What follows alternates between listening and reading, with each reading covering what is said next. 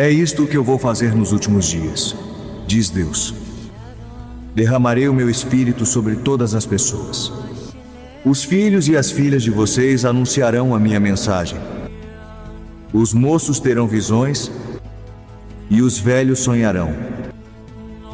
Sim, eu derramarei o meu espírito sobre os meus servos e as minhas servas, e naqueles dias eles também anunciarão a minha mensagem. Em cima no céu farei com que apareçam coisas espantosas, e embaixo na terra farei milagres. Haverá sangue e fogo e nuvens de fumaça, o sol ficará escuro e a lua se tornará cor de sangue antes que chegue o grande e glorioso dia do Senhor. Então todos os que pedirem a ajuda do Senhor serão salvos.